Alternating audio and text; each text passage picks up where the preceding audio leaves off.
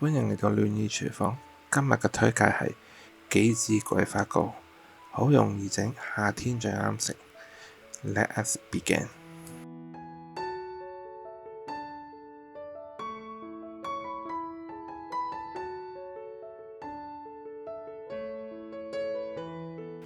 Hello，又係我今日介紹一個新嘅甜品——杞子桂花糕。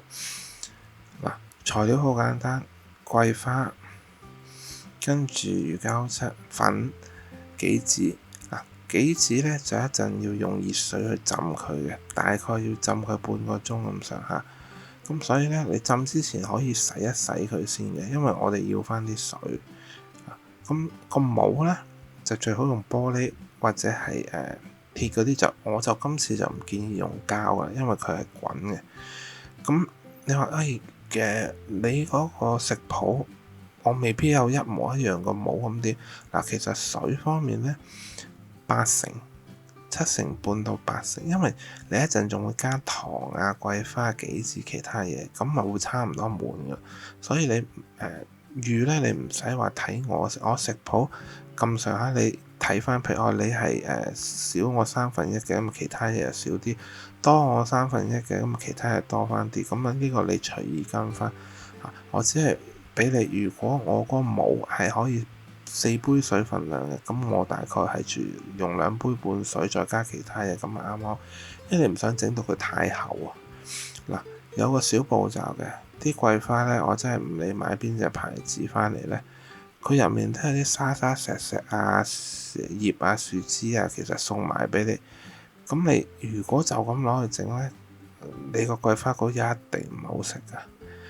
就嘥少少時間呢，就揀咗啲最好淨係啲花，但係有少少菌啊嗰啲都唔緊要，但係千祈唔好有沙石啊嗰啲，或者嗰啲好乾咗好耐嘅桂花，因為嗰啲呢就一陣煮出嚟好硬啊，唔好食噶。而家呢，你就量，你可以倒啲水落去你個模度，再倒翻落個量杯。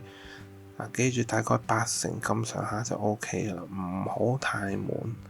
用嗰啲水去煮，煮完之後你有7除8扣咁咪啱啱好啦。首先啲水倒落去煮，嗰個份量嘅水去煮之後呢，水滾就擺桂花，煮佢大概20零30秒啦，攪一攪佢，跟住就熄火啦，焗佢10分鐘。咁嘅好處呢，就係因為佢就唔會去一路滾住佢，唔會有嗰陣結味，係淨係得陣清香味。我開頭喺嗰個標題度寫咗可以無糖。無糖呢，杞子同桂花呢都要多大概50%，但係呢，用嗰陣時就唔使用咁多。杞子譬如你原本要20幾粒、30粒嘅，咁你咪擺45粒。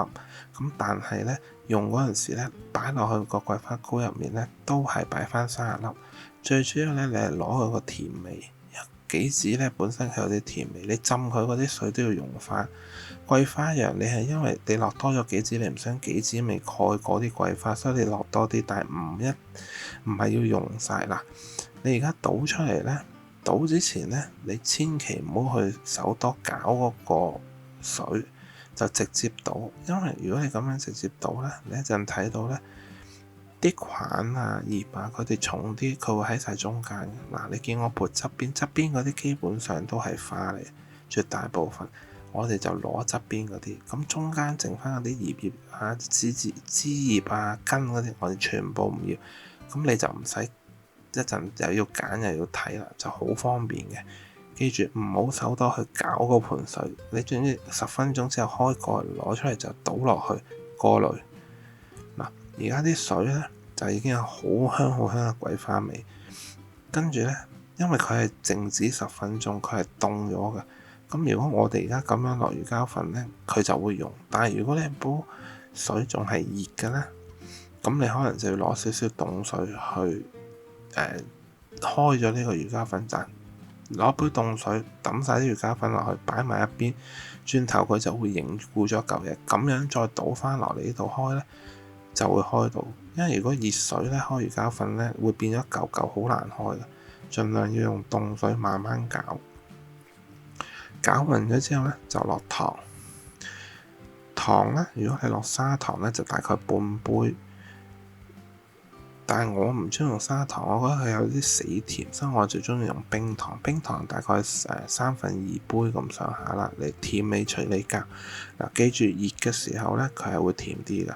如果你覺得哇比較甜，咁就啱，因為佢雪凍咗之後咧，先會啱啱好個甜味。如果你係話你要做無糖嘅咧，你記住嗰個杞子水一定要倒埋落去，就唔加糖。咁咧係唔係好甜嘅，得就少少清甜嘅咋，即係甘甘地咁樣，咁同埋啲香味嗱。但係如果唔食糖，有咁樣少少嘅甜味喺杞子嗰度嚟，我覺得都 OK。我試過冇問題，所以我先話呢個都可以做無糖。但係呢個梗係有糖好食啲啦。但係如果你唔食得糖嘅，咁呢個方法呢係會帶少少甜味，又不失為一個好嘅甜品，因為你會食到桂花嘅香味同埋有杞子嘅甜味啦。跟住呢個做呢，我就見好多人係咁教，咁其實呢，我就唔建議嘅。嗱，首先呢，你教啱咗個甜味，你去落冰，咁你咪溝翻淡佢咯。咁咩意思呢？咁一陣整出嚟嗰個嘢唔夠甜㗎咯。咁如果你唔揾呢個，你就咁直接成煲擺落去個 pan 度。你話喺出面有冰水，又用冰等佢整凍啲，跟住你可以嗰啲杞子同桂花有層次啲。你知唔知我搞咗成20分鐘，我都搞唔動佢。我不斷加冰，都搞唔動，入面加出面加都搞唔掂。